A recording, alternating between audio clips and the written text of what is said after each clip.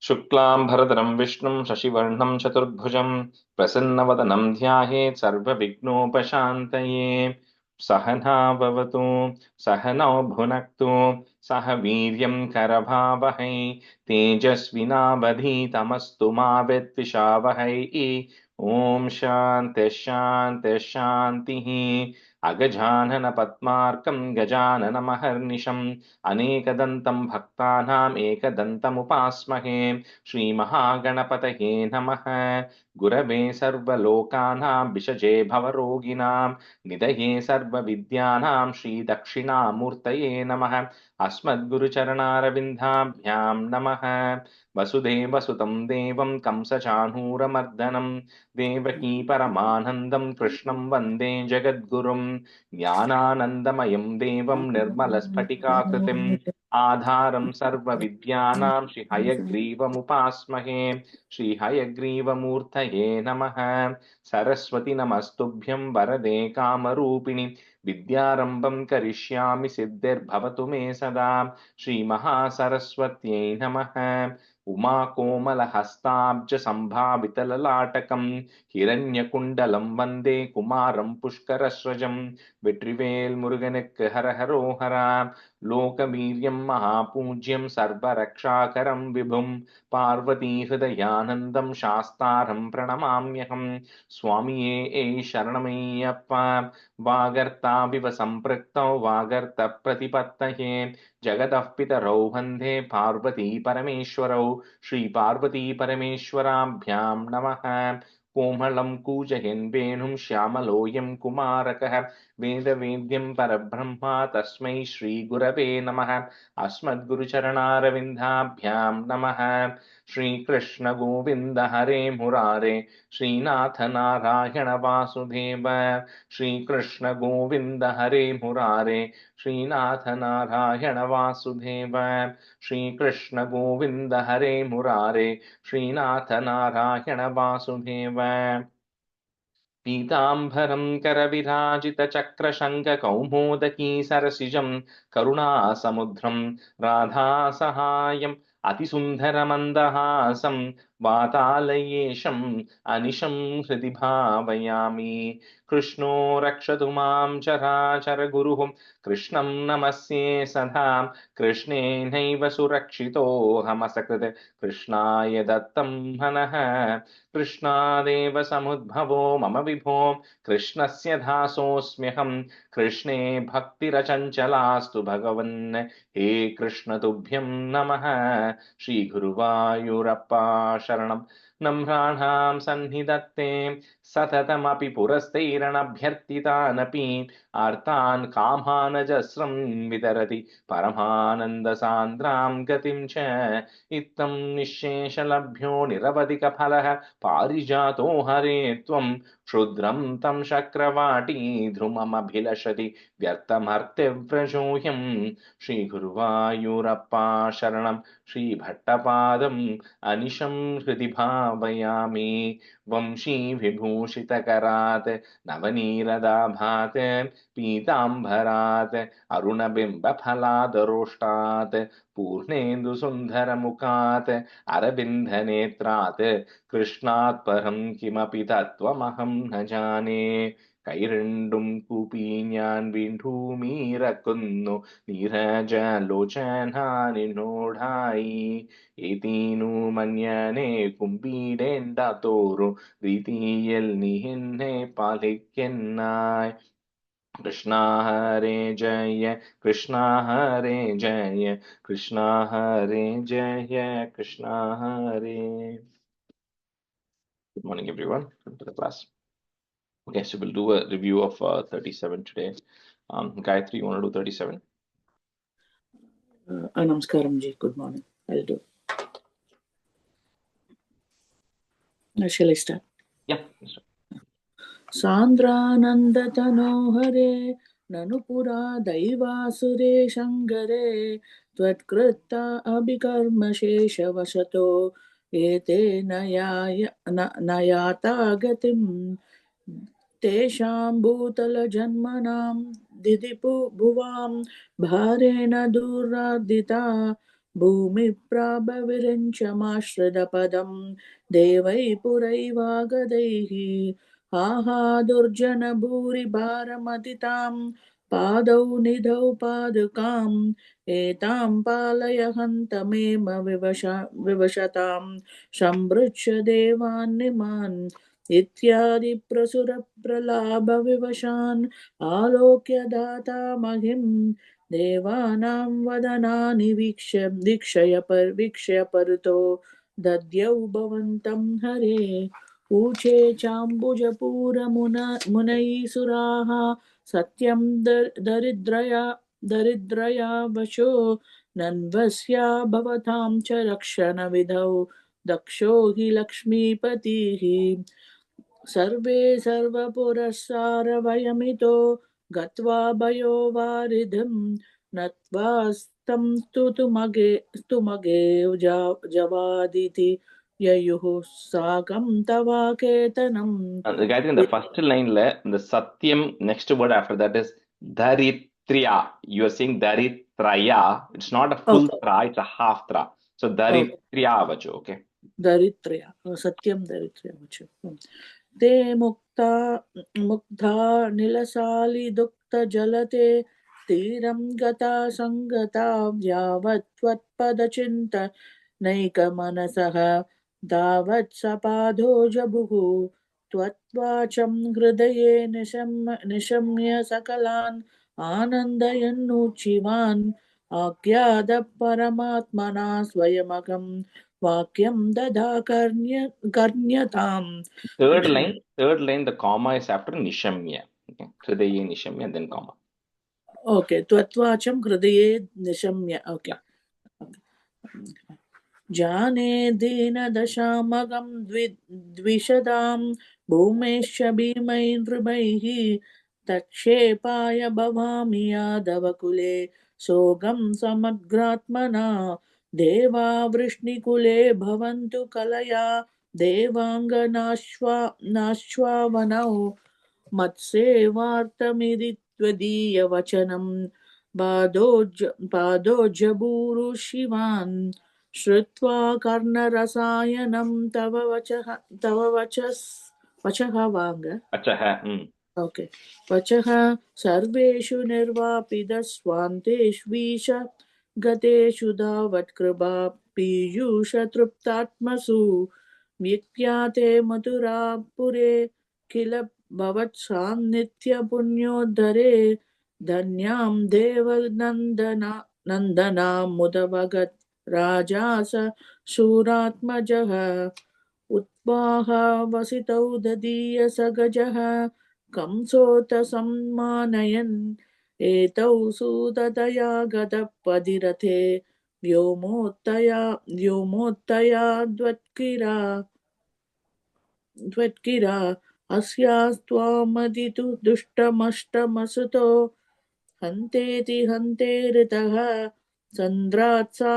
सन्द्रासात् सतु हन्तु मन्दि गतां धन्वीं कृपाणिमदात् गृह्णांश्चिकुरेषु तां कलमदिः सौरेश्चिरं सान्त्वदैः नो मुञ्चत् पुनरात्मजार्न बनगिरा प्रीतो तद्यादो गृहान् आद्यं त्वत्सगजं तदार्पितमपि स्नेहेन नाग्नानसौ दुष्टानामपि देव पुष्टकरुणा दृष्टा हि धीरे गदा First line, first word. Grahnaanashchikureshu. गृह्णान्नश्चिकिरेषु ओके Grahnaanashchikureshu. गृह्णानश्चिकिरेषु ओके दावत्वन्मनसैव नारदमुनिः प्रोचेत् स भोजेश्वरं यूयं नन्वसुरासुराश्च यदवो जानासि किं न प्रभो मायावी स हरिर्भवद्वदकृते भावी सुरप्रार्थनाद्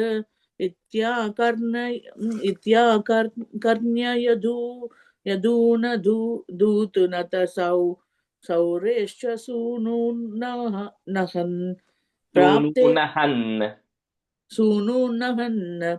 प्राप्ते गर्भधा त्वत्प्रेरणान्मायया नीते माधवरोहिणीं त्वमपि बोसच्युत् सुखैकात्मकः देवक्या जठरं विवसित विभो संस्तूयमानाश्वरैः सत्वं कृष्ण विधूय रोगपडलीं भक्तिं परां देहि मे. श्रीकृष्णाय परब्रह्मणे नमः. Okay. All right, we'll continue with 38 from stanza 3 today. You can have Ritiji can be student and Sita Garu can be student first half. So stanza 3. बाल्यस्पृशापि वपुषा धदुषा विभूतिः अद्यत्किरीटकटकाङ्गदहारभासा शङ्कारिवारिजगदा परिभासितेन मेघासितेन परिलेसितसूतिगेः. So the meaning of this, we just saw that tamat budam balakam ambujekshanam, which we covered in the last time, right? Which we took from Bhagavatam. The same thing it is talking about. You were then born in that form of a very adbhuta bhalakam with a chatur bhujam, and then as a megha sitena, like the color of a dark rain-bearing clouds, and then with that you were born inside the suti gehe, means inside the prison cell. So balya sprishapi vapusha dhadusha vibhutihi. So put a visarga and comma at the end of that line. Next line, the ru becomes a u. Udyat kirita katakangada hara bhasa shankari varija gada paribhasitena, comma, meghasitena parilesita suti-gehe. बाल्यस्पृशापि वपुषा धदुषा विभूतिः उद्यत्किरीटकटकाङ्गदहारभासा शङ्कारिवारिजगदा परिभासितेन मेघासितेन परिलेसितसूतिगेः. உத்துக்கு பதிலா இத்யத் கிரீட்டன் இருக்கு என் புக்ல. And ru, it should be ru. You should have a ru there. எனக்கு ரூ இல்ல, இத்துன்னு தான் ஆரம்பிச்சிருக்கு. அத வந்து ஊன்னு மாத்திக்கணுமா? இத்யத் கிரீடன்னு ஆரம்பிச்சிருக்கு. Okay, if you once you put vibhutihi at the end of the first line, the next word will be u, udyat kirita. Okay. बाल्यस्पृशापि वपुषा धनुषा विभूतिः उद्यत्किरीटकटकाङ्गदहारभासा शङ्खारिवारिजगदा परिभासितेन मेघासितेन परिलेसितसूतिगेः. Ritiji, the first line, dadhusha. I think you said danusha, you said dadhusha. Okay. बाल्यस्पृशापि वपुषा दधुषा विभूतिः उद्यत्किरीटकटकाङ्गदहारभासा शङ्खारिवारिजगदा परिभासितेन मेघासितेन परिलेसितसूतिगेः. बालस्पृशापि वपुषा दधुषा विभूतिः उद्यत्किरीटकटकाङ्गदहारभासा शङ्खारिवारिजगदा परिभासितेन मेघासितेन परिलेसितसूतिगेः. बालस्पृशापि वपुषा दधुषा विभूतिः उद्यत्किरीटकटकाङ्गदहारभासा शङ्खारिवारिजगदा परिभासितेन मेघासितेन परिलेसितसूतिगेः. Stanza 4. वक्षस्थली सुकनिलीन विलासी Lakshmi मंदाक्ष लक्षित कटाक्ष विमोक्ष भेदैः तन्मन्दिरस्य खलकं सकृताम् अलक्ष्मीं उन्मार्जयन्निव विरेजित Vasudev.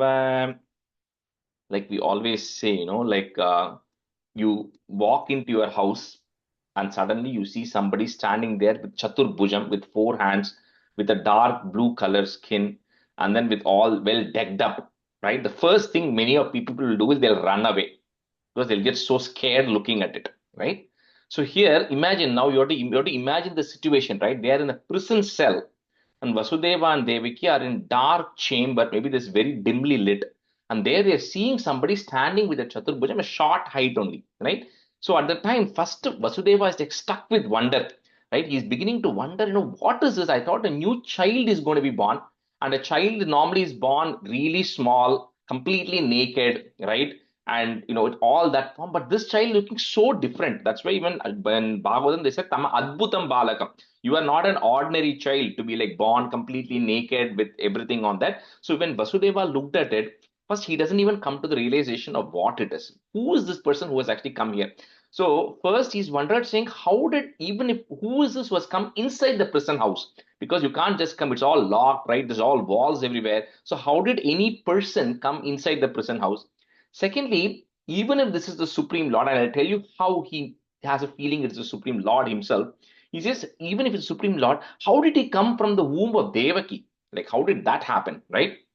And third is, even if the child is born, the child is always born naked, but this child seems to be all decked up. Like we saw, Kaustubhajam, the Srivatsam is there, the Pitambaram is there, everything is there. So the child is all decked up.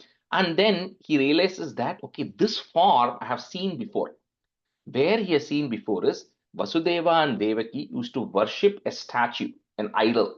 And we'll talk about their history later on when Krishna talks about it in this Dasakam only. But at that point, they were actually given an idol to worship. That idol was a Chaturbhujam. It was exactly like this.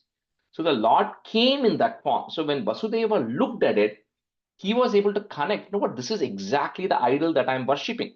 So whatever I'm worshipping has actually taken birth here. So now he's beginning to wonder, is like, how did the Lord actually come take birth here, right? So he's beginning to think about this. But here Bhattaripad is saying that Krishna, that moment you land, Vakshasthali, in your Srivatsam is also sitting Mahalakshmi. So of course, when Mahalakshmi is sitting and then Mahalakshmi glances, all the Alakshmi goes away. So all the inauspiciousness that was actually caused by the being in the prison, caused by Kamsa, the moment you are there, Mahalakshmi is automatically there. And the moment Mahalakshmi is there and her Kataksham falls, everything becomes prosperous around that, and that entire place starts shining because of Mahalakshmi being there. So Vakshaha is there, put a is.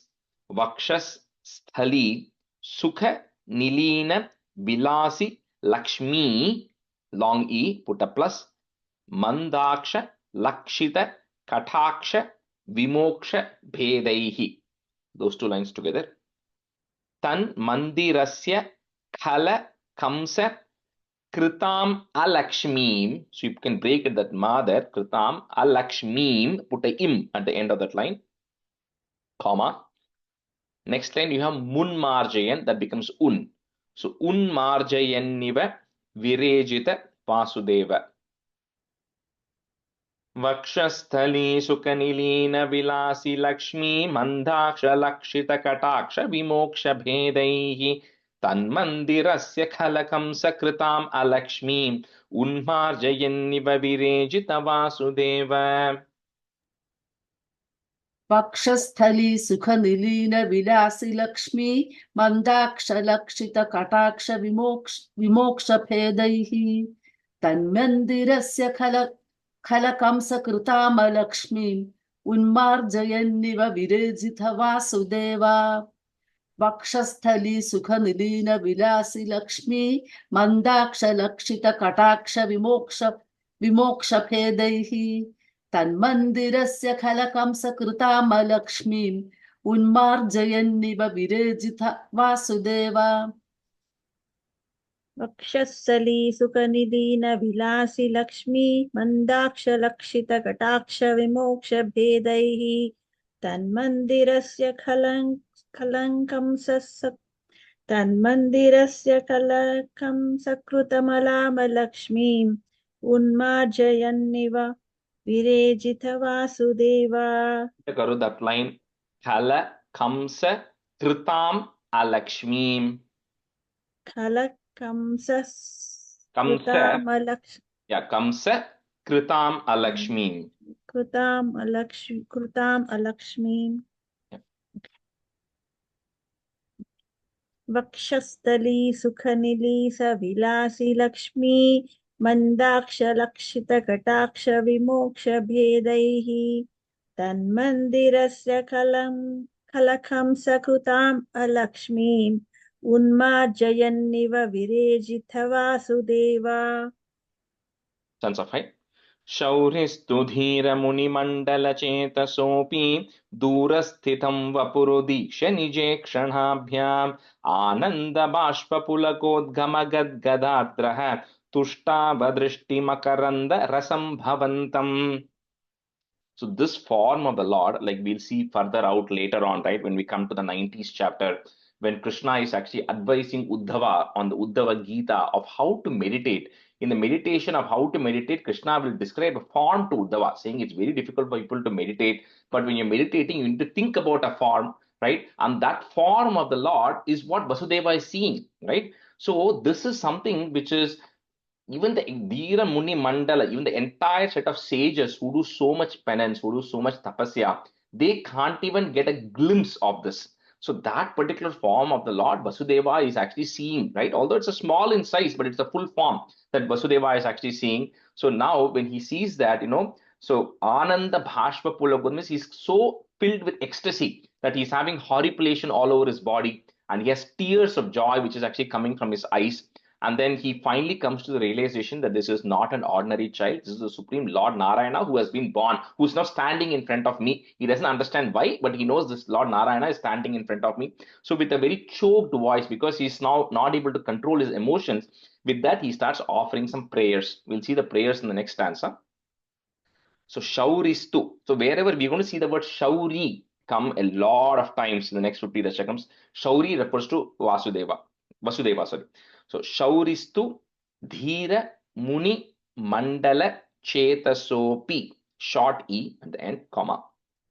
Dura Stitham Vapurudiksha Nijekshanabhyam Ananda Bashpa Pulakot Gamagat Gadardraha. So Gadardraha, put a visarga and comma at the very end. Next line, the is goes away. Tushtava Drishti Makaranda Rasam Bhavantam. Shauristu Dhira Muni Mandala Chetasopi Durastitam Vapurudiksha Nijekshanabhyam Ananda Bashpa Pulakodgamagad Gadardraha Tushtava Drishti Makaranda Rasam Bhavantam. शौरिस्तु धीरमुनिमण्डलचेतसोऽपि दूरस्थितं वपुरुदीक्ष्य निजेक्षणाभ्याम् आनन्दबाष्पपुलकोद्गमगद्गदार्द्रः तुष्टावदृष्टिमकरन्दरसं भवन्तम्. शौरिस्तु धीरमुनिमण्डलचेतसोऽपि दूरस्थितं वपुरुदीक्ष्य निजेक्षणाभ्याम् आनन्दबाष्पपुलकोद्गमगद्गदार्द्रः तुष्टावदृष्टिमकरन्दरसं भवन्तम्. शौरिस्तु धीरमुनिमण्डलचेतसोऽपि दूरस्थितं वपुरुदीक्ष्य निजेक्षणाभ्याम् आनन्दबाष्पपुलगोद्गमगद्गदाद्रः स्तुष्टावदृष्टिमकरन्दरसम्भवन्तम्. शौरिस्तु धीरमुनिमण्डलचेतसोऽपि दूरस्थितं वपुरुदीक्ष्य निजेक्षणाभ्याम् आनन्दबाष्पपुलगोद्गमगद्गदाद्रः स्तुष्टावदृष्टिमकरन्दरसम्भवन्तम्. That last line, that is goes away, right? Because we put the visarga in the third line. So it's Tushtava. Oh, sorry, I said. Thank you. Yeah, we're saying Tushtava. Rajeshri, ஒரு question அது ஆனந்த பாஷ்பா, right? That is the meaning, correct அது. ஆனந்த வாஷ்பான் இருக்கு, so that's also correct. I don't know what Bashpa means, so just change it to Bashpa only. That's the word I have. So B, okay, Bashpa. Yeah, that's what I thought. Yeah. Thank you. Stanza 6. Deva prasida parapurushatapavallhi nirluna datra samanetra kala vilasin khedana pakuru kripa gurubih katakshaihi ityaditena muditena chiram nuto bhuhu. So now we're going to see two things. One, in this stanza, we're going to see what Vasudeva is praying or requesting. Next stanza, we're going to see what Devaki is requesting. So with Vasudeva, he's now torn between two things. So one is his son is now been born. So he has so much affection and love towards the son who has been born, which is natural for a father. At the same time, the Lord, the Bhagwan who he's been worshipping, he's also standing in front of him. So his love and affection on one side is kicking in, the other side, his spiritual devotion is actually kicking in.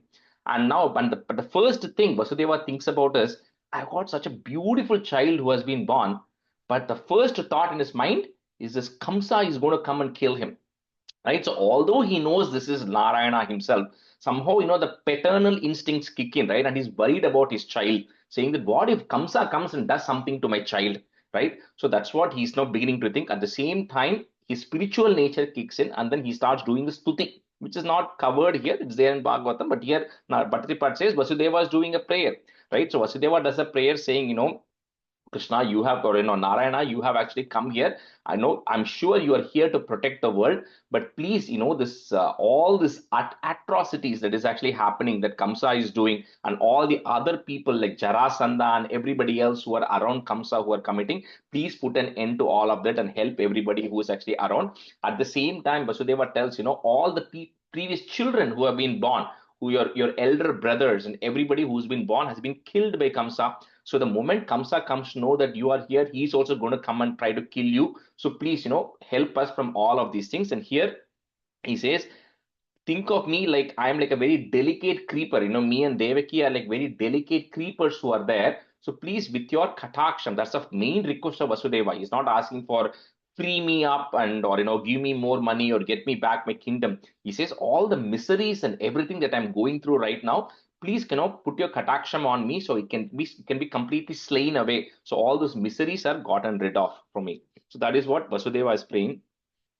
So Deva Prasida Parapurusha Tapavalli, long E, put a plus, Nirluna Dhatra Samanetra Kala Vilasin, Khedana Pakuru Kripa Guru Bihi, is there put a ih sound, Guru Bih, Katakshahi. So put a visarga and comma at the end of that line. Next line, the Rityadi becomes Ityadi. So Ityadi Tena Muditena Chiram Nuto Bhuhu. Chiram means praising for a really long time. Deva Prasida Parapurushatapavallhi Nirluna Datra Samanetra Kala Vilasin Khedana Pakuru Kripa Gurubih Katakshahi Ityaditena Muditena Chiram Nuto Bhuhu. Rajesh, second line, Nirlu ni or na? Nirlu ni datra or Nirlu na Datra. Okay, my book says ni. Okay. Deva Prasida Parapurusha Tapavalli Nirluna Datra Samanetra Kala Vilasin Khedana Pakuru Kripa Gurupih Kadakshahi Ityaditena Muditena Chiram Nuto Bhuhu.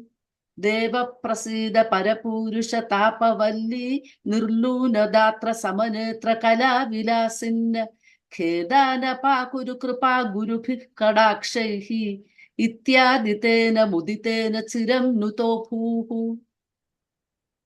देव प्रसीद परपूरुष तापवल्ली निर्लून दात्र समनेत्र कला विलासिन् खेदान पाकुरु कृपा गुरुभिः कटाक्षैः इत्यादि तेन मुदितेन चिरं नुतो भूः. देव प्रसीद परपूरुष तापवल्ली निर्लून दात्र समनेत्र कला विलासिन् खेदान पाकुरु कृपा गुरुभिः कटाक्षैः इत्यादि तेन मुदितेन चिरं सुनुतो भूः. Stanza 7. Matra cha netra salila strita ghatra valhya stotrairabhishtuta gunah karunalayastvam prachina janma yugalam pratibhodhyatabhyam maturgiradhadita manusha bhalavecham. It's a little bit long explanation to this. So next Devaki, right? So next Devaki does the prayers. Again, she's also kind of bound by these two things, right? One is a motherly love because it's her baby. At the same time, she's actually seeing the Lord himself stand, in front of her. So she first starts the prayers by saying, again, please protect us from this Kamsa, because that's what all of these people are constantly worried about, is the atrocities that Kamsa is causing. Then she says, look, you have taken such a spiritual form of yours, which is this Chaturbhujam, which is all what people meditate in their minds. You have come in that particular form. But it is again, Kamsa, is going to come. The moment he looks at this form of yours, he's immediately trying to go and kill you, right? That's what Kamsa is going to do. So she says, can you please make sure you become invisible? Because I don't want Kamsa to be able to see you. Right? She's so worried that she forgets that this is the Lord himself. He doesn't have to worry about Kamsa, right? For her, it's her a baby right now. So she says, please make yourself invisible.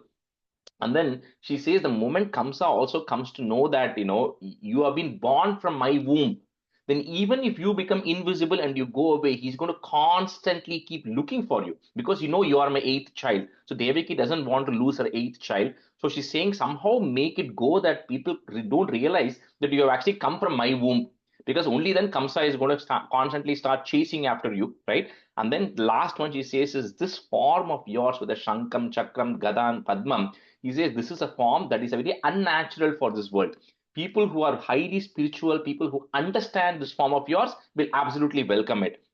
But for others, this looks like a form that they are not used to, right? So she says, can you please become Manusha? Can you become a normal child? Can you please come back to me as my normal child? Because that's what Devaki is actually looking for, right? So at this point, Krishna, not yet named Krishna, but I'll use the word Krishna because how else to refer, right? So at this time, Krishna then tells Vasudeva and Devaki a history. She says, look, it's not like you are my mother and father right now. It's not like you are just born lucky like that in this janmam that, I become your child, right?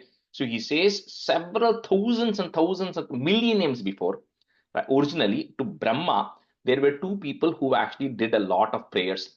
So one of them, so they actually worship, one was Sutapa and Prisni. Sutapa was the name of the sage. Prisni was the name of his wife. So they did so many prayers, right? That Krishna says that you both endured, wind, rain, all this horrible climate, and you prayed for 12,000 years. You both did tapas. And for 12,000 years, you just survived on absolutely nothing. And all you were doing is you were doing tapas.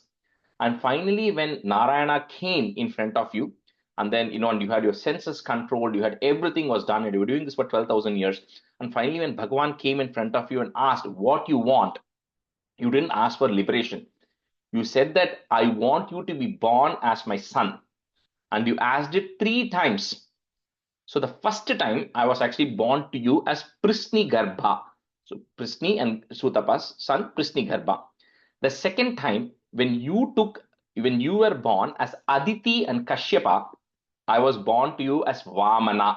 That's what we saw in the Vamana Avataram, where even then the Lord was automatically born that way. He says this is the third birth of yours, where you are born as Vasudeva and Devaki. So I showed this original form to you, so you realize that it is the same me who is actually being born to you 3 times. And I'm the same Lord who you worshipped several millions of years back. It's only to show you, because if Krishna is just born here and comes and tells Vasudeva and Devaki, oh, this is your third birth, I've already been born to you twice, I'm the Supreme Lord, then they're not going to believe. So he says, I showed you my original form, so you come to the realization that this is not something unique, this is something you had asked for several births ago. It's not like by chance I happened to be born to you. This was what was destined because of all the things that you have actually done. And now with that, having said that, Manusha Balavesham, I will resort to a childlike human form. So with that, he then becomes like a small baby who has just been born. So Matracha Netra Salilastrita Gatra Valya, comma, Stotraira Bhishtuta. You can break it that Ra if you want. Stotraira Bhishtuta Gunaha. Put the ich sound. Gunah Karunala Yastwam Prachina Janma Yugalam Pratibodhya Thabhyam, comma, Maturgira Dhadita Manusha Bala Vesham. Matra Chanetra Salilastrita Gatra Valhyam Stotrairabhishtuta Gunah Karunalayastvam Prachina Janma Yugalam Pratibodhya Thabhyam Maturgira Dhadita Manusha Bala Vesham.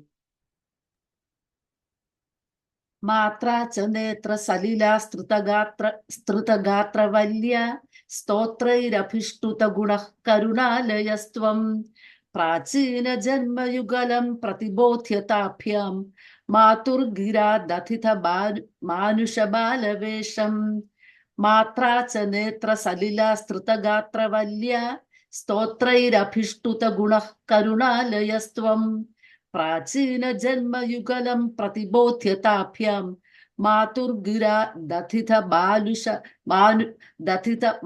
मानुषबालवेशम् मात्रा च नेत्र सलिला स्तुतगात्रवल्या स्तोत्रैरभिष्टुतगुणः करुणालयस्त्वं प्राचीनजन्मयुगलं प्रतिबोध्यताभ्यां मातुर्गिरा दधिथ मानुषबालवेशम् मात्रा च नेत्र Salila स्तुतगात्रवल्या स्तोत्रैरभिष्टुतगुणः करुणालयस्त्वं प्राचीनजन्मयुगलं प्रतिबोध्यताभ्यां मातुर्गिरा दधिथ मानुषबालवेशम्.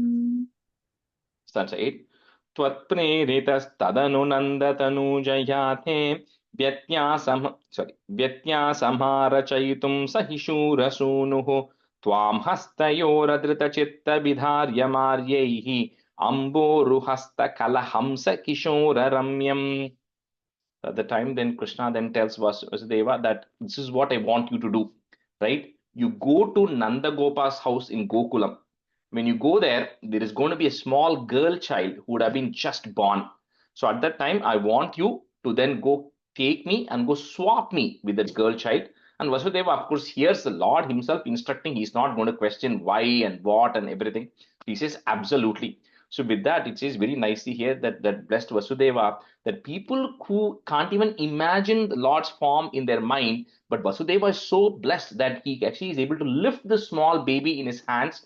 And then when he's lifting it, because you cup, right, when you lift the baby like this, it looked as if on a lotus flower, there is a small swan, which is actually sitting. That's why it says, Amboru hasta kalahamsa kishora ramyam. Hamsa is referring to small swan. So imagine a small swan which is sitting on a lotus flower. That's how it was when Vasudeva lifted this baby, and then he starts taking the baby out now. Tvat preritas tadanu nanda tanujayate, vyatya samhara chayitum sahi shura sunuhu tvam hastayoradhrita chitta vidharyamaryehi. So put a visarga at the end of that line. Vidharyamaryehi, Next line, the ra becomes a a. Amboru hasta kala hamsa kishora ramyam. त्वत्प्रेरितस्तदनुनन्दतनूजयाते व्यत्यासमारचयितुं सहिशूरसूनुः त्वां हस्तयोरधृतचित्तविधार्यमार्यैः अम्बोरुहस्तकलहंसकिशोररम्यम्. त्वत्प्रेरितस्तदनुनन्दतनूजयाते व्यत्यासमारचयितुं सहिशूरसूनुः त्वां हस्तयोरधृतचित्तविधार्यमार्यैः अम्भोरुहस्तकलहंसकिशोररम्यम्. त्वत्प्रेरितस्तदनुनन्दतनूजयाते व्यत्यासमारचयितुं सहिशूरसूनुः त्वां हस्तयोरधृतचित्तविधार्यमार्यैः अम्भोरुहस्तकलहंसकिशोररम्यम्.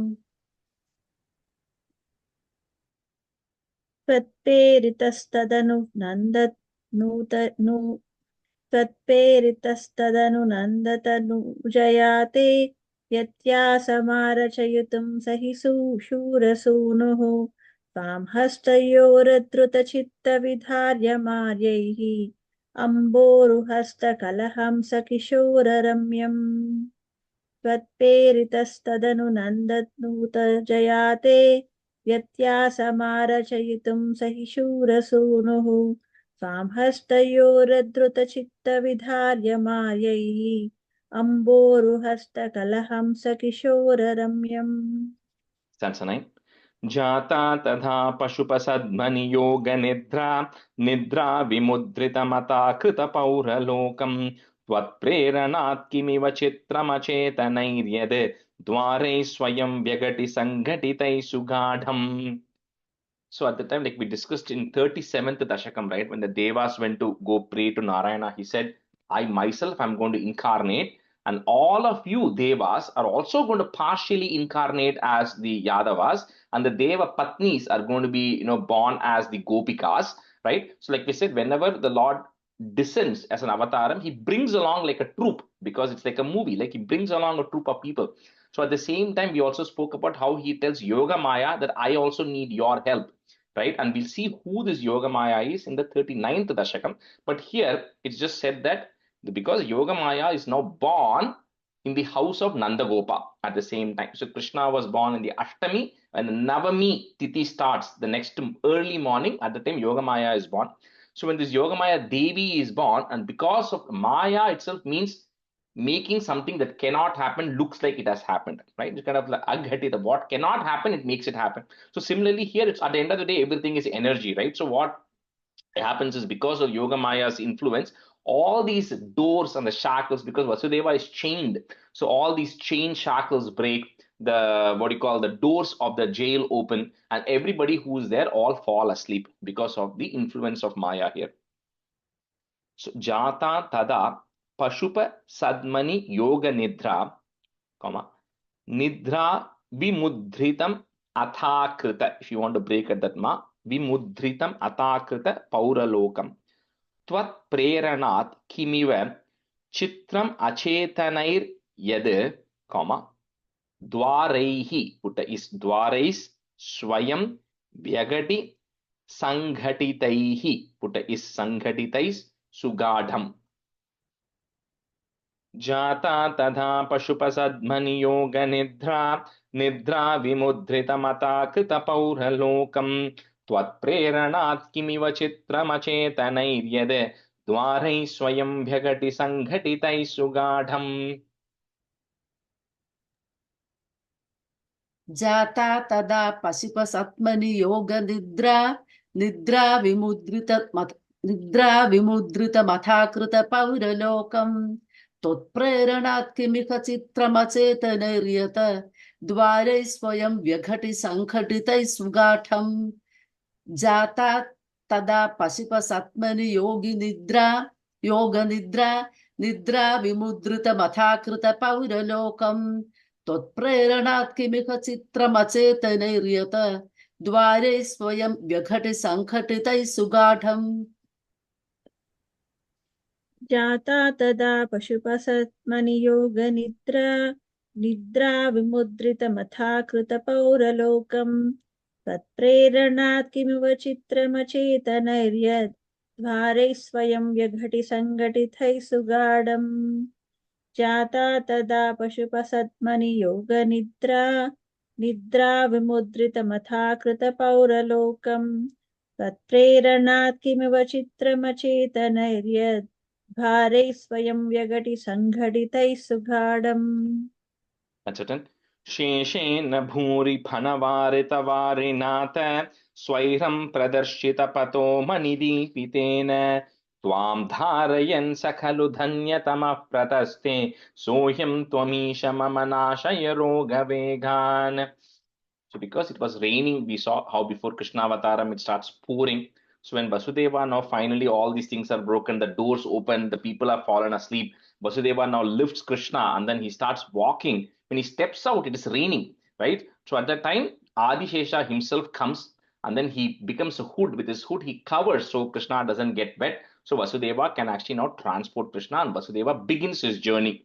Right. So with this Dashakam comes to an end, saying, Krishna, you already started showing all your power from day zero, right? From the moment you are born, you start showing how you are not a normal child, right? So all these people come to you for support. So with this, please eliminate all of the ailments I have.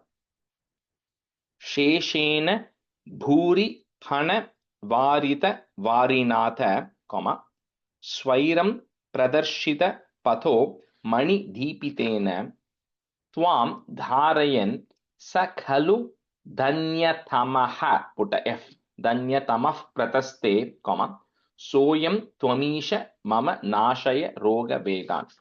So when you look at all the old pictures of snakes, even if you go to Angkor Wat, some of you have been to Cambodia, and you look at the snakes there, they have like a gem on the top of their head. That's how the images of the snakes are. So maybe they used to have it long time back, right? So anyway, so with this, because Vasudeva doesn't know where to go because it's midnight, right? And it's raining. So Adishesha, the gems were showing the light to Vasudeva of where to go. That's what it says, yeah. So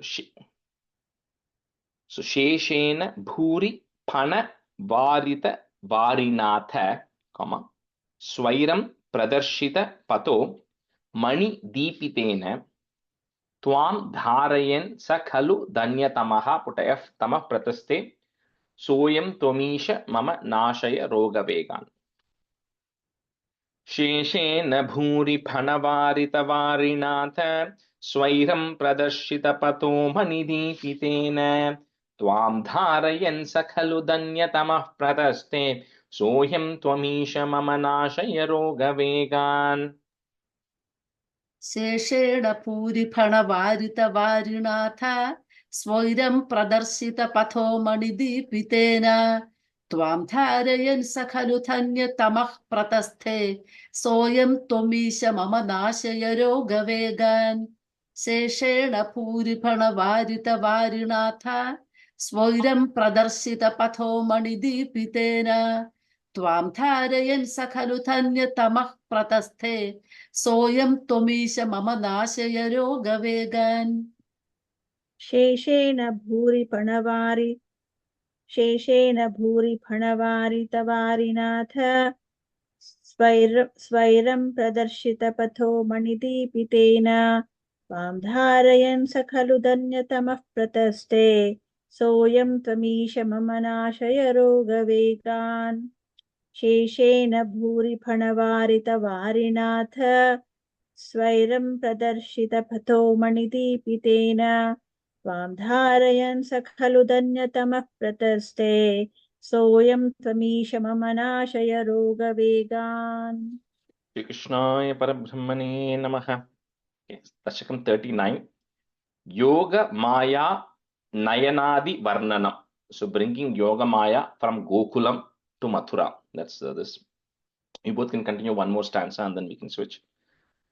Bhavantamayamudvahan yadukulodvaho nissaranne dadarshya gaganocchala jalabharam kalindatmajam aho salila sanchayas sapunaraindra jalodito jalauga iva takshanat prapadami yatamayayau.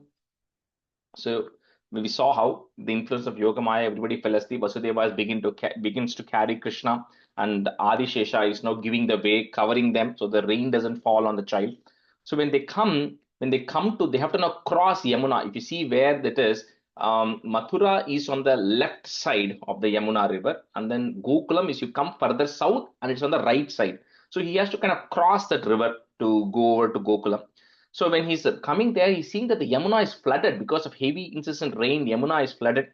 So it says, just like how when Rama Avataram happened and Rama had to build a bridge to go over to Lanka, the ocean itself parted way so they can actually build the bridge. So similarly here, Yamuna decides to part way, Kalindi decides to part way so that, Vasudeva is able to cross over very easily. Otherwise, it was heavy rain or there was flooding so much that Vasudeva would have drowned. So with that, because of you, O Krishna, the river decides to part way. So Vasudeva can then, just like as Punar Aindra Jalo, as if it's magic, it just starts parting apart. So it can actually, both of them can cross over to Gokulam.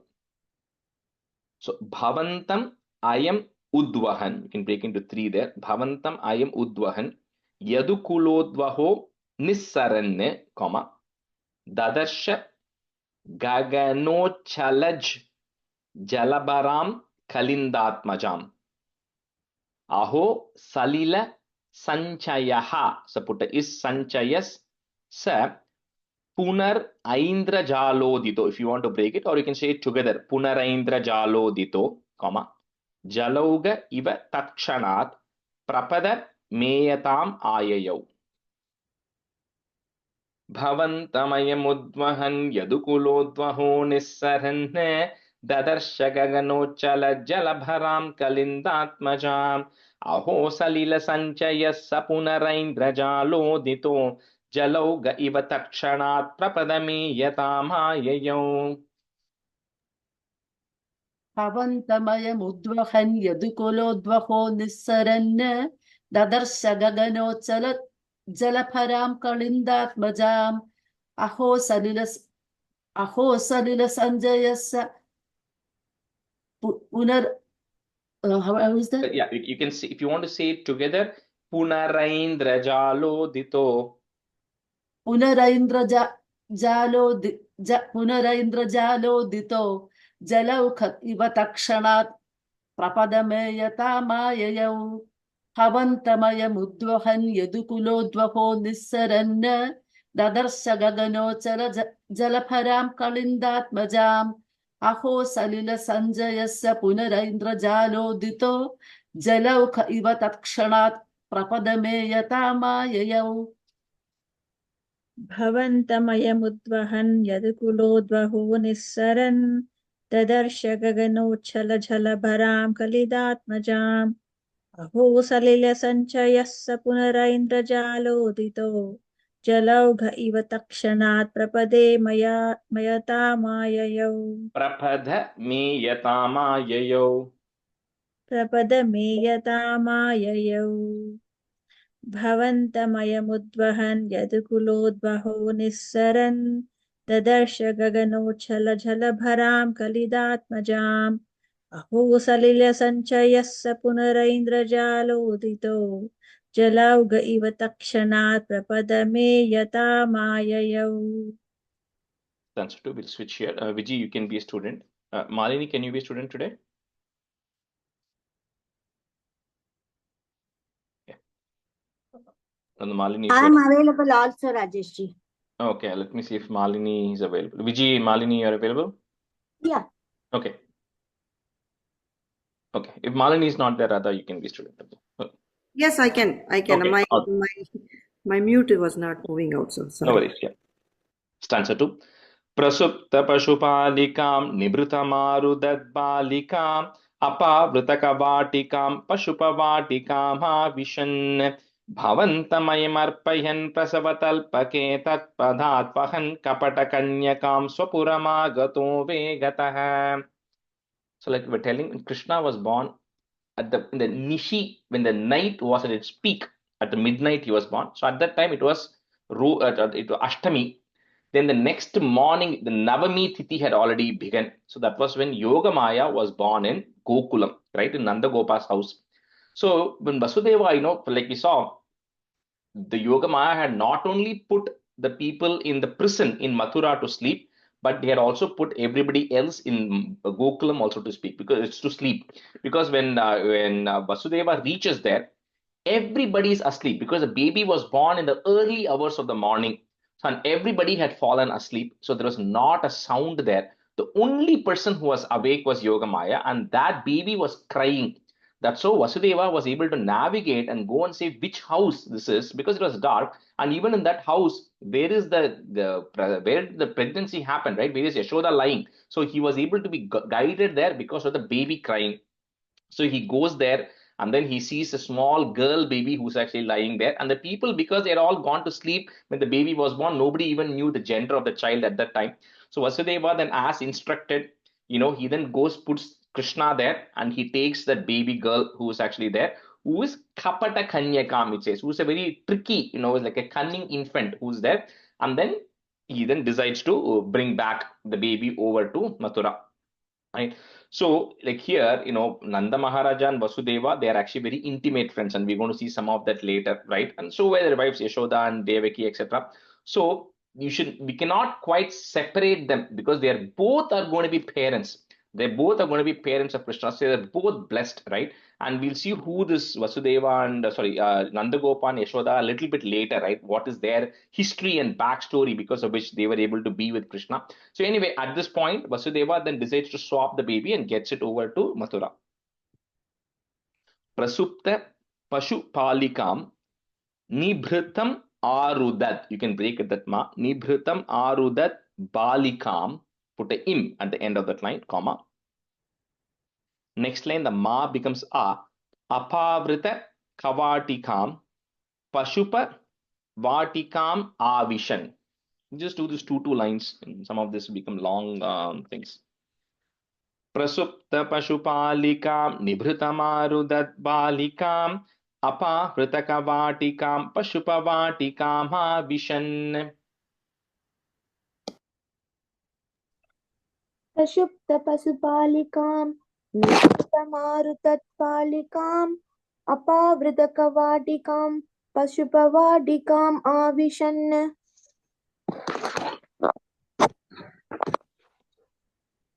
प्रक्षुब्धपशुपालिकां निवृत्तमारुतत्पालिकाम् अपावृतकवाटिकां पशुपवाटिकाम् आविशन् प्रसूप्तपशुपालिकां निवृत्तम् आरुदत्पालिकाम् आभावृतकवाटिकां पशुपवाटिकामाविशन् प्रसुप्तपशुपालिकां निवृत्तम् आरुदत्पालिकाम् अपामृतकवाटिकां पशुपवाटिकामाविशन्. Bhavantam ayam Rajesh, yeah. sorry. In the first line, is it niprutam or nivrutam? Nibhrutam. Nivrut. Okay. Ni. Is it Yeah. short ni or long Short ni? ni. Short ni. Nibhrutam. Okay, short. Thanks. Bhavantam ayam arpayan. You can break into three parts there. Bhavantam ayam arpayan. Prasava talpake. And then put a plus at the end of that line. Okay. So I don't know how your book is written. So my book has dwahan in the next line. So it's easy to put that it at the end of the third line. So tat padat, put a it, and then put a plus. Then vahan, you can start the next line with a va. Then it's easy to break it. Vahan kapata kanyakam swapuram agato vegatah. भवन्तमयमर्पयन् प्रसवतल्पके तत्पदात् वहन् कपटकन्यकां स्वपुरमागतो वेगतः.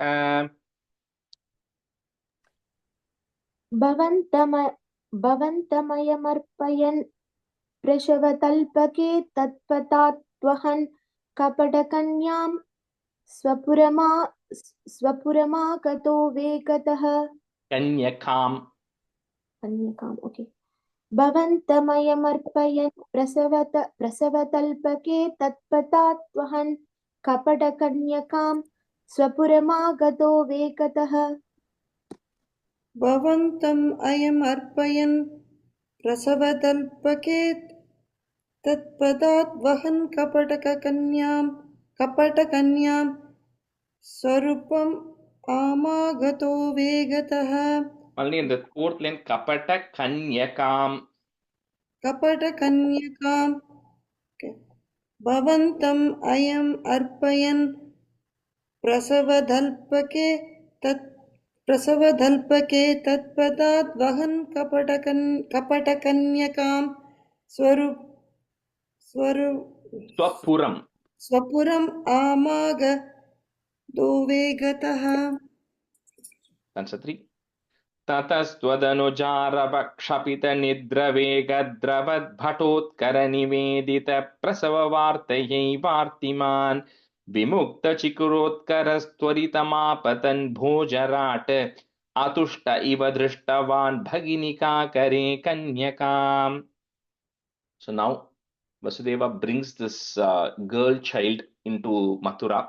When he comes, just like how he was able to leave, similarly, he was able to enter back into the jail. Once he enters back into the jail, then automatically the doors, etc., close, and then he actually goes and self-change himself, right? Because Kamsa is going to come to know about it. So now when he comes and puts the baby next to Devaki, this baby now starts crying because it has to inform Kamsa, right? So the moment this baby starts crying, immediately all the people around who are then guarding the jail, everybody suddenly wake up. And the moment they know this baby has come, the first thing they have to do is they have to go inform Kamsa. Now Kamsa, of course, first of all, see, more than excitement, if you're worried about something, you cannot get sleep.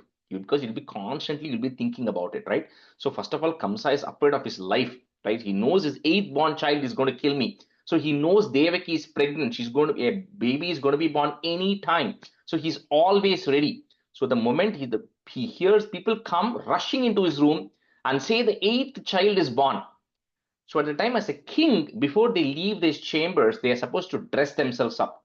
The moment Kamsa hears the 8th child is born, he doesn't even care how he looks. It says his hair is all disheveled, like he's not combed his hair, he's not putting his crown. He just decides to immediately take his sword and then rush towards that place.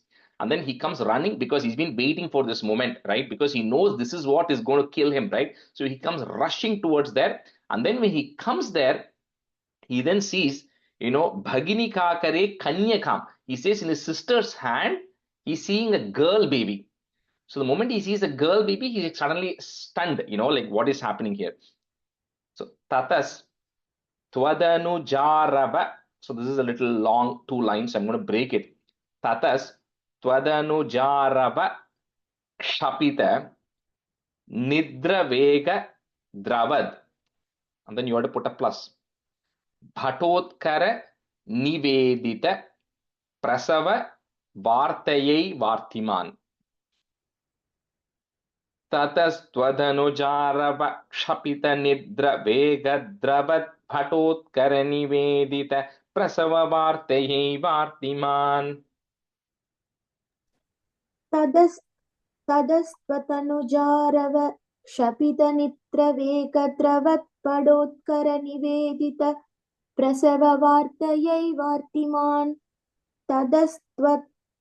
तनुजारव क्षपित निद्र वेगद्रवत् पडोत्कर निवेदित प्रसव वार्तयै वार्तिमान्.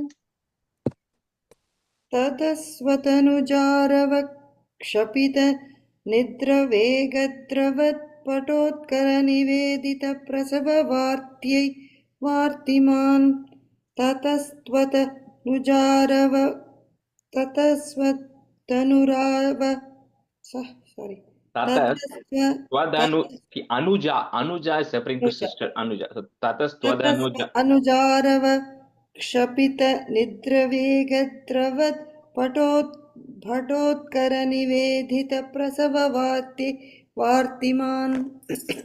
Bimukta Chikurot Karas Twaritam Apathan. You can break it that ma. Twaritam Apathan Bhojarat. Put the it ta at the end of that line. Bhojarat, comma. Next line, the da you have becomes a. Atushta iva drishtavan bhaginika kare kanyakam. Vimukta chikurotkaras tvaritamapatan bhojarat. Atushta iva drishtavan bhaginika kare kanyakam. विमुक्त चिकुरोत्करस् त्वरितमापतन् भोजराट्. अदुष्ट इव दृष्टवान् भगिनिकाकरे कन्यकाम्. विमुक्त चिकुरोत्करस् त्वरितमापतन् भोजराट्. अदुष्ट इव दृष्टवान् भगिनिकाकरे कन्यकाम्. विमुक्त चिकुरोत्करस् त्वरितमापतन् भोजराट्. अतुष्ट इव दृष्टवान् भगिनिकाकरे कन्यकाम्. विमुक्त चिकुरोत्करस् त्वरितमापतन् भोजराट्. अतुष्ट इव दृष्टवान् भगिनिकाकरे कन्यकाम्. Stanza 4. Dhruvam kapatashalino madhuharasya maya bhavete asa vitikishorikam bhaginika karalingitam dipo nalinikantara divamrinalikamakshipanne ayam tvadanujamajam upalapattake pishtavan. So previously when Kamsa is really surprised because he knows this 8th born child is going to kill me. So he was absolutely expecting it to be like a very strong, a boy child who was going to come because who can combat with him when he grows up maybe, right? But he's surprised to see that his sister is holding a small girl. And he was like wondering, how can this girl kill me, right? So previously, when Devaki, when he was about to kill Devaki after the marriage, when Vasudeva said, why are you killing your sister, right? It's a woman. It's bad to kill a person who's not as strong as you. He let her go. But this time Kamsa is like, no, I'm not going to be like that, right? So he decides that this is that Kapata Shalino Madhu Harasya, the one who got rid of Madhu, which is Vishnu Narayana. He says, this must be some trick that Narayana is playing, Hari is playing, and he's come in the form of a girl. But that's Ashariri Vaka said, I'm going to be killed by this, which means this child is going to be responsible for my death. So I have to get rid of this child. So at that time, Devaki then pleads to Kamsa, saying that, Kamsa, like, this is like your daughter-in-law, right? Because in general, you marry your mama's son or otherwise versa. She says, this is like your daughter-in-law. She's supposed to come to your house as your daughter-in-law. How can you get rid of her? Right? Plus, it's a girl, and what can a girl do to you? Nothing is going to happen, right? We've already given you 7 children or 6 children. One of them was born dead. So why are you, please spare this daughter, right? Give it as a gift to me. Devaki begs. But Kamsa is like, absolutely no. This child is going to, is going to be the one responsible for my death. So what he does, it says very nicely, when you go to a pond and you see a beautiful lotus flower there, untouched lotus flower, suddenly a massive elephant comes, and the elephant with its trunk, which is so strong, plucks the lotus flower. Right? The lotus flower has no chance because the elephant is so strong, right? He says similarly, Kamsa goes and grabs the feet of the small baby that is there and then lifts it up in the air to smash it on a stone. That's what Kamsa is about to do right now. So he lifts it, snatches it off from Devaki and lifts it up, getting ready to smash it on a stone. So Dhruvam Kapata Shalino Madhu Harasya Maya Bhavet. Put it at the end of that line. The next line, the da becomes a. Asabiti Kishorikam Bhaginika Kara Lingita. Bhaginikara Alingitam, which is hugging. So because she's hugging the baby. So Bhaginika Kara Lingitam. Dhruvam Kapatashaalino Madhuharasya Maya Bhavete Asa Viti Kishorikam Bhaginika Karalingitam. ध्रुवं कबडचालिनो मधुहरस्य माया भवेत् असाविधिकिचोरिकां भगिनिका करालिङ्गिताम् ध्रुवं कबडचालिनो मधुहरस्य माया भवेत् असाविधिकिचोरिकां भगिनिका करालिङ्गिताम्. Vichi, and the first line la Kapata Shalino. कपटशालिनो. Yeah. ध्रुवं कपटशालिनो मधुहरस्य माया भवेत् असाविधिकिशोरिकां भगिनिका करालिङ्गितां ध्रुवं कपटशालिनो मधुहरस्य माया भवेत् असाविधिकिशोरिकां भगिनिका करालिङ्गिताम्. Vipo Nalini Kantaradiva Mrinali Kamakshi Pan. You cannot break that word. Mrinali Kamakshi Pan. Put a in at the end of that line, comma. Next line, you have a in and a na. You can strike off both. It becomes a. Ayam Twadanujam Ajam Upala. So you can break that word into 3 parts at that ma. Twadanujam Ajam Upala Pattake Pishtavan. So Tvad Anujam is referring to younger sister. Ajam means somebody who is birthless or deathless. So this is a Yoga Maya. She doesn't have birth or death. Kamsa doesn't know that. So anyway, so Tvad Anujam Ajam Upala Pattake Pishtavan. Dvipo Nalini Kantara Divam Mrinalika Makshipanne Ayam Twadanujam Ajam Upala Pattake Pishtavan. त्विपो नलिनीकान्तरादिव मृणालिकामाक्षिपन् अयं त्वतनुजामजाम् उपलपट्टके पिष्टवान् त्विपो नलिनीकान्तरादिव मृणालिकामाक्षिपन् अयं त्वतनुजामजाम् उपलपट्टके पिष्टवान्. द्विपो नलिनी कान्तरादिव मृणालिकामाक्षिपन् अयं त्वदनुजाम् अजाम् उपलपट्टके पिष्टवान् द्विपो नलिनीकान्तरादिव मृणालिकामाक्षि पन् अयं त्वदनुजाम् अजाम् उपलपट्टके पिष्टवान्. That's a fact. ततो भवदुपासको झटिति मृत्युपाशादिव प्रमुच्य तरसैव सा समधिरूढरूपान्तरा अधस्तलमजग्मुषी विकसदष्टबाहुस्फुरन् महायुधमहो गता किल विहाय सा दिद्युते. So just like, it says, just like Krishna, when your devotees, when anything bad is going to happen to your devotees, or any, apamrityu is going to happen, like, unnecessary something is going to happen, you immediately come and save them. Similarly, when Kamsa snatches this baby girl, small baby girl by its feet, lifts it up in the air, and is about to smash it on the stone, suddenly the baby ends up leaving its arms. And then it takes up a form in the sky, which means it doesn't land on earth. It takes up a form right up there. Who from here knows Devi Mahatmyam? Gayatri or Sita or Shachira, any of you know Devi Mahatmyam? Yeah, I know. Okay. So there is a Dhyana Stokam which comes, right? If you remember it, right now, there's a Dhyana Stokam which comes, Khadgam Chakra Gadeshu Chapa Parigan Chulam Bushindim Shirahar Shankam Santadatim Karais Trinayanam Sarvanga Bhusha Vritam. There's a Dhyana Stokam which comes in Devi Mahatmyam. So which talks about the form of a Devi with 8 hands, right? It talks about how the Devi, because Dhyana Stokam is always meditating on the form of somebody, right? So in Devi Mahatmyam is a very nice Dhyana Stokam which comes where it says about these 8 hands that Devi had. And in the 8 hands, in one hand she has a bow, in one hand she has a trident, one she has a shield, a sword, a conch shell, a disc, a club, the gada, all of these 8 hands she has.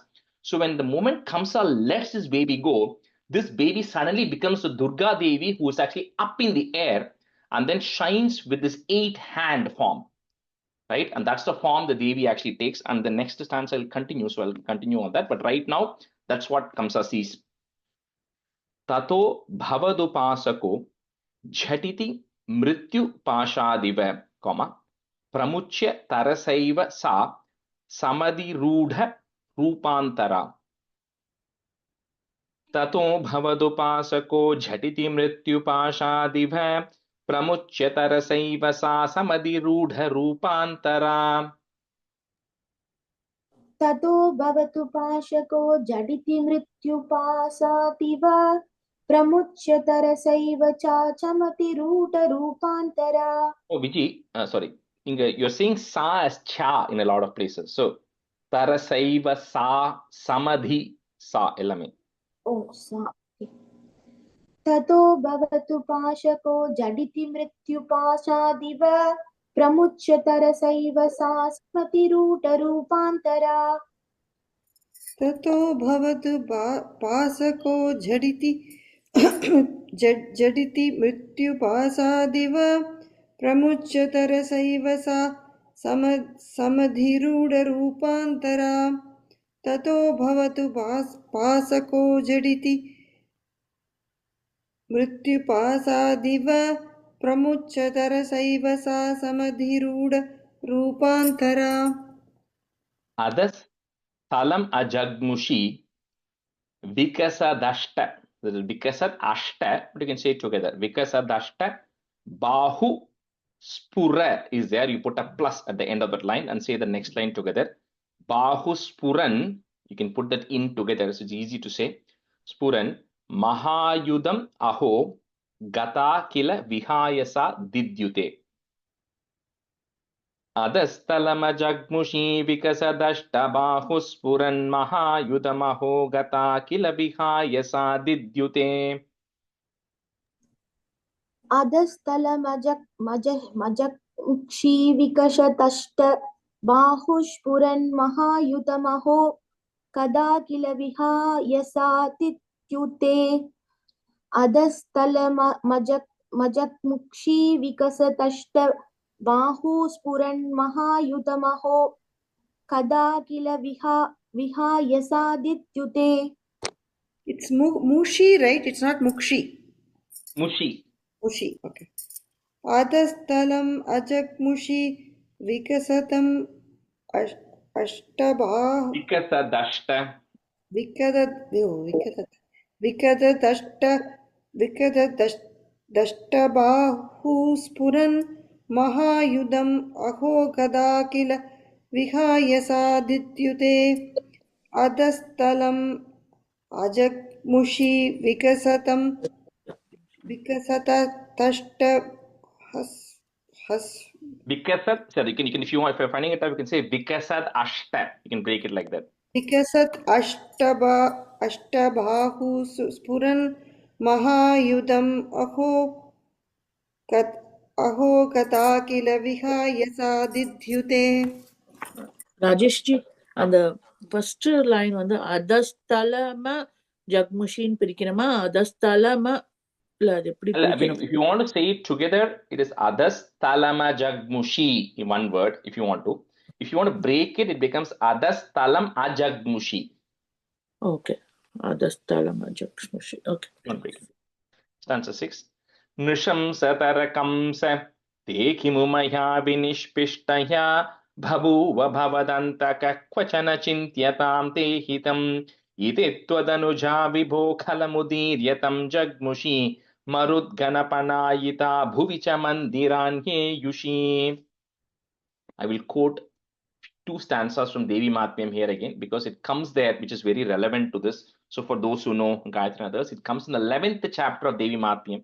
It will say Devyuvacha Vaibhasvatentare Prapte Ashtavimshatite Me Yuge Shumbho Nishumbhaschaivanya Utpatsyete Mahasuro Nanda Gopagrihe Jata Yashoda Garbha Sambhava Tatastau Nashayishyami Vindhyachala Nivasini. The Devi is saying when the Devas do the stuti in the 11th chapter, when they do the Narayani stuti. So she says, don't worry, I'm going to be born again. In the Vaivaswata Manvanthare, Ashtavimshatitame, okay, at that time, when Shumbha, Nishumba are going to be born again, to get rid of them, Nanda Gopa Grihe Jata Yashoda Garbha Sambhava. So I'm going to get into the Garbham of Yashoda in Nanda Gopa's house, and then I'm going to go from there and go Vindhyachala Nivasini. I'm going to stay in the Vindhyachala mountains after that. That's what Devi says in Devi Mahatmyam. So here, when Kamsa smashes and this Devi now comes up with the Ashtabahu and she stands in front of Kamsa, and Kamsa is like stunned to see, he's like getting super scared because he's not seen such a form before. It's like when Hiranyakashipu saw Narasimha's form, he was so scared. Similarly, Kamsa gets really scared by looking at this 8-formed Devi who's very angry, who's having all these weapons with her. When Kamsa gets angry, then here Devi say, oh Nishamsatara Kamsa, he says, oh wicked Kamsa, you do not realize that the person who's born to kill you has already taken birth elsewhere. So you are actually making a mistake. You're wasting your time by trying to harm me. And that Devi says, look at me. Do you really think you can get rid of me? Look at my form, right? There's no way you can defeat me, right? If I want, I can get rid of you right now, Devi says. But she says, I won't. Because the person who's born to get rid of you has already been born. So it is his responsibility to actually get rid of you at this time. So with this, Devi says, and then she disappears. Right? And here it says, Bhuvi Mandiranye Yushi. It says, you, O Devi, then go into the temples. That's what Bhattadripat says. But in Devi Matmyam, she says, will go to Vindhyachala mountains and I'll become Vindhyachala Nivasini. I will reside there. Right? So this is what Kamsa is hearing. So when Kamsa hears this, he gets even more scared because he's like, oh my God, this Devi itself, she's so strong and powerful. I can't even get rid of her. And she's saying she's nothing. And the main person who's born to kill me is already born somewhere else. Is going to be even more powerful than this Devi who has come here, right? So Kamsa begins to panic right now. So Nishamsatara Kamsa, comma. So we'll put a comma there because it's like an exclamation saying, oh, cruel Kamsa, right? So put an comma there. Te kimumaya vinishpishtaya, comma, bhabuva bhavadantakah. Is there put a ich sound? Bhavadantakah. Kvachana chintyatam te hitam. Nisham satarakam sa te kimumaya vinishpishtaya bhabuva bhavadantakah kvachana chintyatam te hitam. नृचं सतरकंशते किमुमया विनिष्पिष्टया बभूव भवदन्तः क्वचन चिन्त्यतां ते हितम्. Vijay, in the first line after kamsa, there is a comma. Okay. नृशंसतरकंस ते गिमुमया विनिष्पिष्टया बभूव भवदन्तः क्वचन चिन्तयां ते हितम्. Chintyatam. चिन्त्यताम्. Okay. निशंस्तरा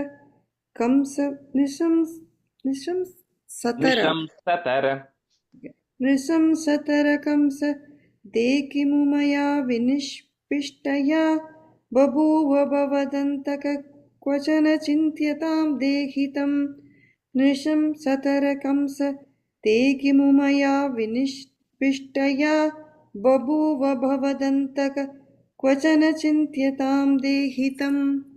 Iti त्वदनुजा विभो खलमुदीर्य तं जग्मुषी, comma, मरुत् गण पनायिता भुवि च मंदिरान्ये युषी, long e, both of them. इति त्वदनुजा विभो खलमुदीर्य तं जग्मुषी मरुत् गण पनायिता भुवि च मंदिरान्ये युषी. इदि त्वदनुजा विपो कलमुदीर्य तं जग्मुषी मरुत्कणपनायिता भुवि च मन्दिरान्येयुषी.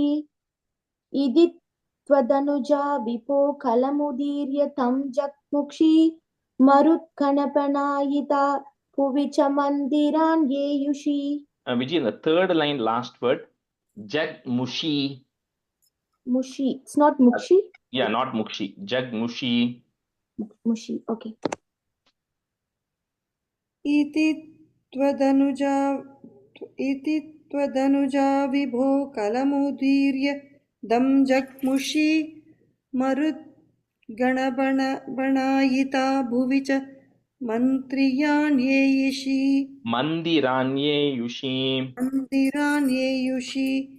इति त्वदनुजा विभो कलमुदीर्य दं जग्मुषी मरुद्गणबणायिता भुवि च मंदिरान्येयुषी. Do one more and stop. Yeah. The first line, is it idit or is it just idi and tvad? Iti tvadanuja. Idi tvadanuja. Thank you. Stanza 7. Praghe punaragatmaja vachanamīrita bhūbhuja pralamba bakapūtanha pramukadānavāmāninah bhavannidana kamyaya jagati babramurnirбhayaha kumaraka vimarakaha kimiva dushkaram nishkrupaihi. So when Kamsa, sometimes, like you suddenly get a jolt, when something like this happens. And when Kamsa hears from the Devi, he then realizes, oh my God, what a sinner I have been. He suddenly comes to a realization. He says, looks like whosoever is going to kill me is going to be super strong.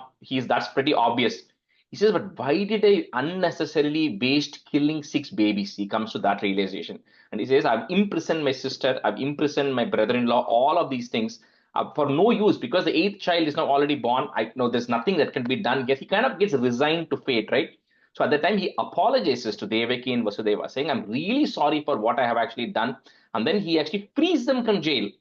He says, you all can go back, because he says, looks like the 8th child is going to be some great wonder. I can't do anything about it. I shouldn't have done all this harm to you. So he apologizes, asks for forgiveness, and then he lets them go.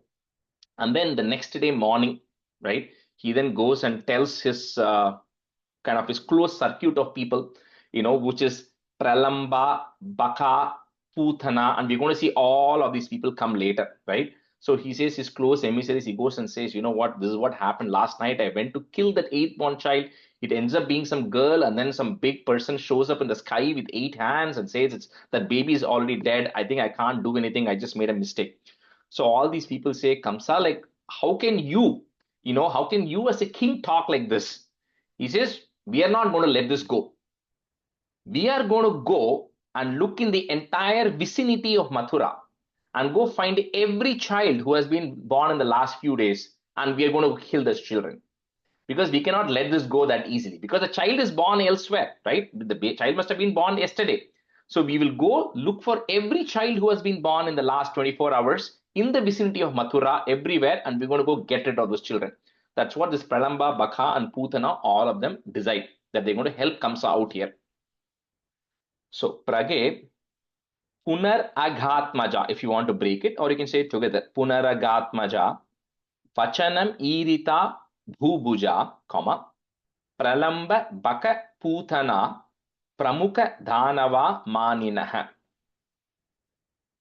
Prage Punaragatmaja, Vachanamīrita Bhubuja, Pralamba Baka Putana, Pramuka Dhanava Maninaha.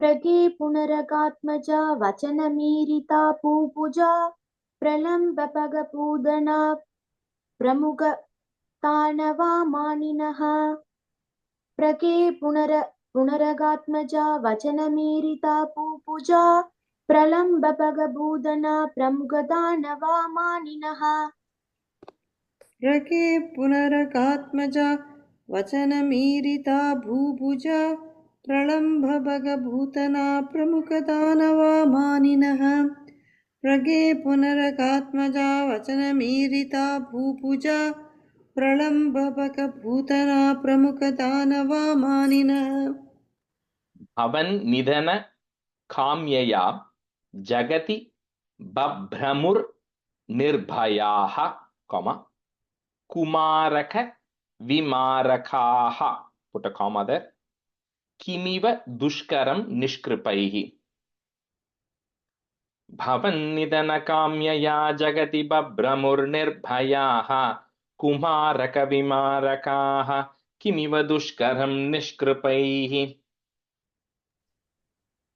भवन्नितन काम्यया जगति पप्रमुर्निर्भयाः कुमारकविमारकाः किमिव दुष्करं निष्कृपैः भवन्नितन काम्यया जगति पप्रमुर्निर्भयाः कुमारकविमारकाः किमिव दुष्करं निष्कृपैः भवन्निधन काम्यया जगति बभ्रुमुर्निर्भयाः कुमारकविमारकाः किमिव दुष्करं निष्कृपैः भवन्निधन काम्यया जगति बभ्रुमुर्निर्भयाः कुमारकविमारकाः किमिव दुष्करं निष्कृपैः. Yeah, after that Vimarakaha, there's a pause. Okay, we just pause there and then. Shri Krishnaya Parabrahmane Namaha. End the class here. Sandhanandhavabodhatmakamanupamitam kaladeshavadebhyam nirmuktam nityamuktam nigamashatasahasrena nirbhasyamanam aspashtam drishtamatre punarurpurusharthatmakam brahmatattvam tattabadbhati sakshat gurupavanapure hanta bhagyam jananam kahena vacha manasendriyerva buddhyatmana va prakrute swabhavat करोमि यत् सकलं परस्मै नारायणायेति समर्पयामि. Thank you, everyone. We'll continue with the Krishna Avataram next class. Bye. Thank you, Ji. Thank you. Thank you, Ji. Thank you.